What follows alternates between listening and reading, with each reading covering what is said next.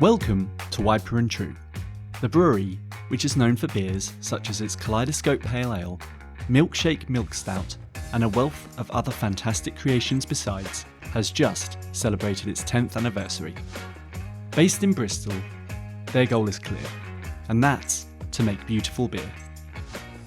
Whether it's at the original site at St Werburgh, which is now focused on barrel aging and mixed fermentation, or their stunning new Old Market brewery and taproom, the team is fully focused on the beauty of brewing. In this episode, we speak to brewery founder Michael Wiper and also the head of marketing Alice Howells about reaching that recent landmark, their commitment to sustainability, expanding their no and low offering, and also the exciting road ahead. Hello everyone, my name's Tim Sheehan, editor of the Brewers Journal. We're here today at Wiper and True's beautiful Old Market taproom here in Bristol, and it's a pleasure to be joined by Michael Wiper, the MD and founder of Wiper and True. How are you doing today? I'm very well, thanks Tim. How are you? I am fine, thank you. It's a pleasure to be back, long overdue. I mean, Bristol is obviously one of the incredible forces for brilliant beer, pubs and brewing in the UK, so if you can't enjoy being here, then you're in the wrong job, I think. So what a beautiful taproom. Thanks very much. It's, Wiper and True, as you say, it's, you want to produce beautiful beer. The beer, goes without saying, is beautiful, it's brilliant, but brilliant brewery as well. And obviously fitting as well to be here, 10th anniversary earlier this year. What an achievement, you must be incredibly proud. We are, yeah. This is our kind of 10th birthday to ourselves, present to ourselves. We not a bad one. I feel like we've been working a lot of the life of the business has been working towards this, and it's way better than I could have ever dreamt of, to be honest. And even not just at the beginning of the business, but even a year ago when we were just making 3D models and talking about plans and seeing photos of the equipment, I knew it was going to be good, but I didn't expect to be sort of standing in the middle of this, and it sort of lives up to everything that we wanted. I mean, it must be like a pinch me moment because, in the UK, in Europe, we're blessed. There's a lot of great breweries, a lot of great people behind the scenes as well, but this is a truly stunning space. Thanks very much. Yeah, it was a chance for us to do things properly and reset a bit so we could invest in the really high-tech German automated brewing equipment and a beautiful tap room, but also sustainability measures. So we could put solar on the roof and put carbon capture in. And when we raised the investment for the whole thing, that was a really important part of our process and what we're setting out to do. So it was a bit of a chance to reset the business. And the most important part of that is that it was driven by amazing people and team that we've put in place now. So I feel like we've got all the tools we need to grow and run the business in a really healthy and productive way. So, 10 years in, at what point did you know, okay, we want to progress to the next level, and that's going to involve a new site with all of this fantastic kit, growing the team? I mean, that doesn't happen overnight. That must be years in the making. Well, I think this is the kind of common story for a lot of craft breweries, but the first site we found, I remember walking in, it was empty, and thinking, this is great, but it's too big, and we're going to have to sublet it. And by the time we signed the lease 3 months later, I knew it wasn't big enough. And it wasn't because we grew so rapidly, it was actually just miscalculations of size. But we had to get involved in something and get set up. And we outgrew that space very quickly. So we kind of, a few years into being there, we knew we needed another site and needed to start working on that. I think the driver for going for something this kind of this scale was really working with the great people in the team who were sort of pushing not for a small next step, but let's do it properly. And if we're going to do this and we're going to make this investment, let's make sure it's good enough to last us 20 years. And was it non-negotiable for you to stay in Bristol? Oh yeah, absolutely. Yeah, we love running a business here. It's an amazing place. It's a great brewing scene, as you said, but it's also just it's got this fierce sense of independence, and people support local businesses and really get behind us. So this is our home and where we'll always be. I find breweries and the people behind them are very difficult at accepting praise and kind of acknowledging compliments. Not me. Okay, good. Well, we're in the right place. But getting to 10 years doesn't happen by accident either. I mean, what do you attribute that longevity to? Because there must have been a lot of highlights, a lot of successes along the way. Yeah, I mean, there's been amazing things to be proud of. I feel like the most interesting things that have been highlights for me are always come out of our challenges or our failures, or when we're up against it as a business, and this amazing team comes together to solve problems. I think that's what has kept us going, and that's what's made us kind of what's got us to 10 years, I guess. And if I think back some of the kind of key examples of that, I remember quite early in the business we had to do a product recall, and it was the most horrendous experience going through it, and we stopped the business pretty much. We shut everything for like 3 or 4 days, and we sat together on a table and were like, okay, this can never happen again. What went wrong, and how can we rebuild around it? And we changed all our processes. We brought in a ex-Heineken head brewer to talk about health and safety. We brought in food safety management, and that then allowed us to progress towards picking up contracts like Waitrose and build the business. And we like just fundamentally changed the way we went from being kind of artisan craft, having fun with pots and pans, to like, okay, this is a food manufacturing place where we've got to take it seriously. Or the winter was really tough for hospitality, and in December our venues weren't full in the way we wanted them to be. So we turned our efforts to let's make some amazing events, and let's be really creative with it, and try and pull off stuff that you wouldn't expect to see in a brewery tap room. So we were doing yoga events with beer, or make your own beer mug out of pottery, or music nights, or whatever it was that we could bring together.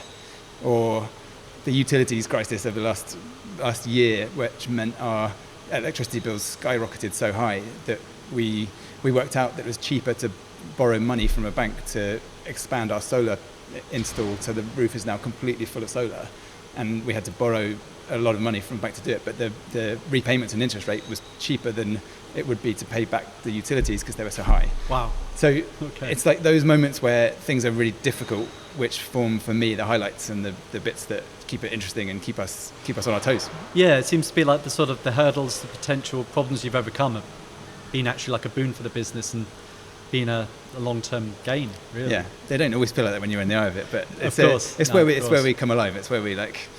No, I understand that, and obviously you mentioned the solar panel installation, which I understand was upgraded earlier this year. Fantastic carbon capture install as well. It really seems that you kind of talk the talk, but also walk the walk when it comes to wanting to be a more sustainable brewery. Well, I think for us, there's this acknowledgement that brewing has a massive impact on the environment. It's not a simple, easy pathway towards being a sustainable brewery, and there's a lot of challenges there. There's a lot of things that in beer, it's high energy usage, there's a lot of transport, and there's a lot of impact on agriculture. So we would never claim that we're kind of anywhere near being a really positive or like running something that is having a environmental benefit as yet, but what we're trying to do is do the best job we can and keep progressing with that. So the biggest steps so far with solar and carbon capture, which is saving a huge amount of CO2 going out into the atmosphere, and we've got a lot of exciting things coming.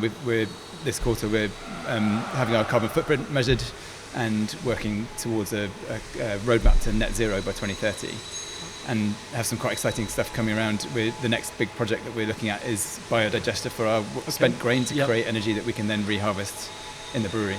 Fantastic. I mean, as obviously viewers and listeners can hear and see today, we are in a working brewery, of course, which is great to see. I mean, for other breweries that want to make and take those first steps in doing better, and obviously that there are benefits as well for the business too. I mean, what's your advice? I imagine it's kind of daunting for people making that first step.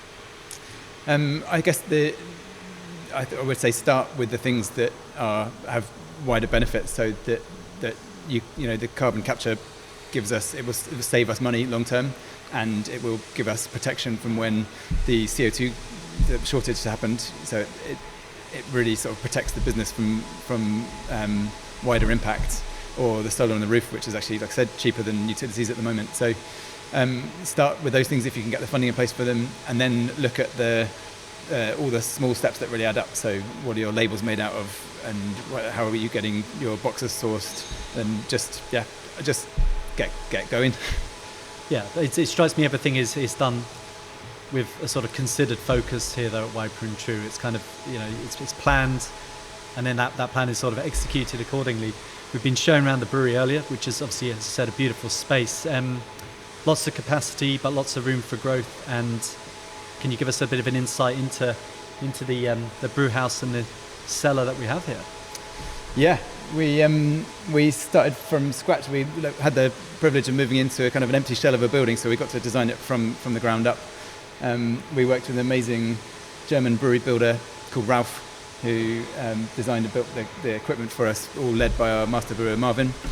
And we designed it to the exact specs we wanted, with the best sort of control parameters that we can have around temperatures, times, full control over volumes, and everything that we need to make really consistent beer. We have an amazing tank farm and 5,000 can an hour canning line, and newly installed chilled warehouse. So we've kind of got everything we need. Yeah, I mean, is that again just kind of going, okay, if we're going to do it, let's do it right, build for the future? Absolutely. I think the first years of the business were doing the best we could with startup, with no budgets, with getting everything set up and running, and then trying to make the best of it. But again, this was the opportunity to stop and having spent 8 years doing this, feel like, okay, let's do it the way we want to do it. And yeah. We were lucky enough to be able to pull it off. No, fantastic. And people can see proof is in the pudding, as they say.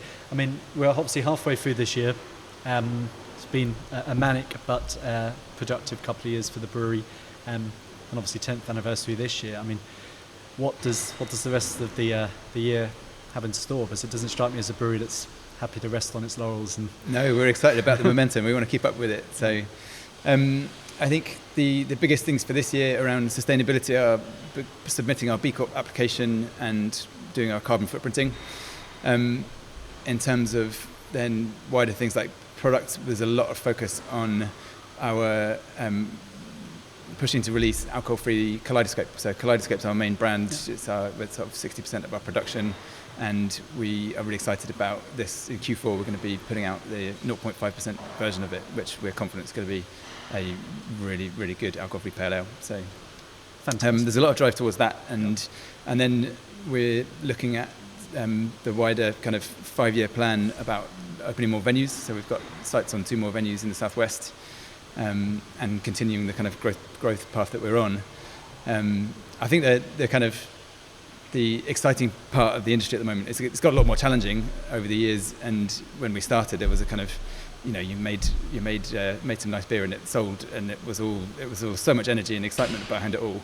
Actually, now things have got a lot more challenging, and we have to start behaving like traditional businesses and investing in marketing budgets and looking after people properly and having the right sort of set of targets and ambitions. And at the same time, there's pressure on costs and cost of living crisis and people on hospitality. So it's become a lot more challenging, but we're really excited about that. We're like that. This is the kind of where we can take those challenges, and as I said earlier, like take those challenges and think creatively and try and get to the next level.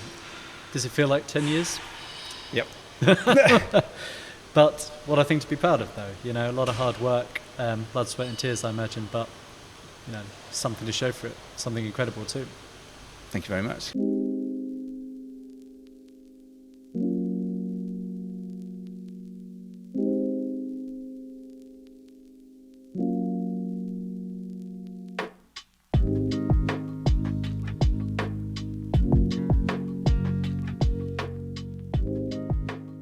Hey everyone, we're back and we're now joined, it's a pleasure to say, by Alice Howells, the head of marketing here at Wiper & True. Hello. How are you, Alice? I'm very well, thank you. Thank you for having me. No, and thank you for hosting us. It's been a fantastic afternoon so far, and I said to Michael earlier, always a pleasure to be back in Bristol. So we were discussing with Michael as well, fantastic achievement, 10th anniversary. Yeah. Something to really be proud of. Viewers will no doubt have seen earlier in the years, you marked that occasion with some really fantastic collaborations, great breweries, great styles. Can you tell us a bit about that project and how that all came about? Yeah, definitely. So I think Michael mentioned we kind of viewed the new brewery as our birthday present to ourselves after 10 years, big achievement. So we wanted to celebrate with something big and shiny. And then we kind of wanted to really put the brewery through its paces. So we had all this amazing new equipment that opened up new technical possibilities for us, new quality options, and we wanted to, really kind of go for it. So we decided that the way to do that would be to try and release 6 collaborations simultaneously. Could have been 10. Could have been 10, yeah. Could have been worse. Yeah. So we kind of approached who we viewed as kind of style leaders in their particular specialisms and asked if they would want to collaborate with us on 6 different beers. Yeah. So we worked with Daya, Beak, Verdant, Donzoco, Vault City and North on a kind of variety of things, from like a table pale right through to a big stout and a silly sour and everything in between. So some of the creme de la creme, really. Then it was really cool. The UK brewery. I mean, some of the beauty of beers are that they when they're gone, they're gone. Yeah. But I imagine, that there could be some rebrews of them in the future. Yeah, there's definitely kind of technical things that the production team really enjoyed getting to grips with. The way we approached it was we teamed up people from our sales and marketing team with people from production. Great. And then kind of equivalents from the collaborating breweries. Yes. So we kind of did a bit of knowledge sharing and sort of riffing on each other's house styles and things like that. So like Daya have worked a lot with the fresh frozen hops from Yakima, and we got to use that for the first time. Brilliant. And we loved that. Kind of working with Vault on more extreme sours than we would normally do ourselves. So it's really cool to take bits of each other. And that's what modern craft beer is all about, though, isn't it? It's collaboration. Camaraderie, community, and as you said, collaboration. And were they all brewed here as well? So we hosted 6 collaboration brew days in the space of about 2 or 3 weeks, kind of back to back, all in here. Did a couple of kind of tap takeovers and things with the other breweries that came down all over the same period of time. So it was an intense couple of weeks, but very fun. Well, I saw them land in bottle shops, those beers, and then swiftly depart. So, people knew the good stuff when they saw it. So obviously, great gamut of styles there. Yeah. Can you talk us a bit as well about your growing focus on the no and low space as well? Yeah, of course. So at the back end of last year and into January, we did a big campaign around our first alcohol-free beer. It was a 0.5% lager called Tomorrow. Beautiful it is too. Thank you very much. A Munich Helles style lager. And when we first knew we wanted to do an alcohol-free, Michael and Marvin, our master brewer, sat down with some of the team and they kind of looked at all the styles and all the methods that you can approach making alcohol-free, and eventually landed on de-alkalizing. So I'm sure everyone is aware, but if anyone isn't, you basically brew a full strength beer and then you strip out the alcohol very slowly and gently. And we kind of felt that the beers that we tried that were brewed in that way were just the most true to the kind of beer that we like to drink, the most full flavoured, the most kind of authentic, for want of a better word. That was how we did it. And Tomorrow was kind of our first really big integrated campaign that we did. So sales and marketing and production all working really closely on a big proper launch. So we kind of hosted a month-long series of events that were around getting out. Obviously January can be a horrible month, bit depressing, so we kind of were encouraging people to go out and about, try something new. We did like a big takeover in here where we did a ceramics open day that was free, where you could come and learn pottery. We did like cycling clubs and running clubs, yoga events, all kinds of things. So that was like our most successful launch that we've ever done. Brilliant. And so the lager to start, but I understand a pale coming next. Yes, so very excitingly, we're going to be doing an alcohol-free version of Kaleidoscope. So our flagship pale ale, it's a classic citrus Simcoe mosaic, very drinkable, very refreshing, bright pale ale. And it's even got its own soundtrack here at the brewery too. Good to hear. So we're going to do a kind of an interpretation of that. Obviously it'll have its differences. It's never going to be the exact same beer, but our kind of spin on that in an alcohol-free way. Great stuff. I think it's really, missed opportunity now for great breweries to really look at, beyond beer almost, the no and low space and then the other drinks that come with it. And I mean, guests to your beautiful tap room here can obviously enjoy beers from the source and obviously a myriad of other drinks too. It's a fantastic space. It's an inclusive space. I mean, how important was this tap room when building this new fantastic facility? Yeah, so we kind of knew from the start of the project that we wanted to do the tap room properly. I think often, naturally, the way tap rooms come about is as an add-on to a brewery by their nature. So there can be like all the cliches. They're cold, they're uncomfortable, they're not accessible, there's no toilets, all that kind of stuff. And we wanted to kind of zoom out and think about it from the beginning. So when we were working with a designer on the space, we kind of put accessibility and kind of beauty, I guess, at the heart of it from the beginning. So we're on an industrial estate, like with a big car park and other 90s buildings and warehouses around it, and we wanted to make something that felt very different from that. So we dug up the car park, we put in a huge garden that you guys saw on the way in, and we kind of thought very carefully about the customer journey for whatever kind of customer was coming in, whatever their personal experience or their physicality. So we've got a dropped bar area for wheelchair users so that they have easy access to the bar.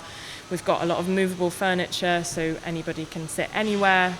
All of these kind of small things that I think, when you build a tap room last minute on top of your brewery, it doesn't always get thought about. I think we think it's really important, but there's loads more to do in the space even now. I think being modest, because it's a beautiful space, like the whole brewery is too. So thank you. As I said to Michael, be very proud. Thank you. We are very proud of it. Yeah, rightfully so. Rightfully so. So if people want to come down to beautiful Bristol and visit the Old Market Tap Room, what are the sort of hours and days of operation? So we're open, we've got 2 sites. So we're open here in Old Market on Wednesday to Sunday. And then we also have our amazing original site, which is now becoming, we're transforming it into our barrel store and brew pub there, which will be happening over the next year. And that's open Thursday to Sunday. Amazing. And you can buy direct online? That's right. Yeah. And do we have an address? It's wiperandtrue.com. Easy. Right, yeah. Easy. Well, thank you, Michael. So big thanks today to Michael Wiper, the MD and founder of Wiper and True, and also to his colleague, Alice Howells, the head of marketing, Wiper and True. Thanks very much. Thanks so much for having us. Pleasure. Thanks for having us too. See you next time.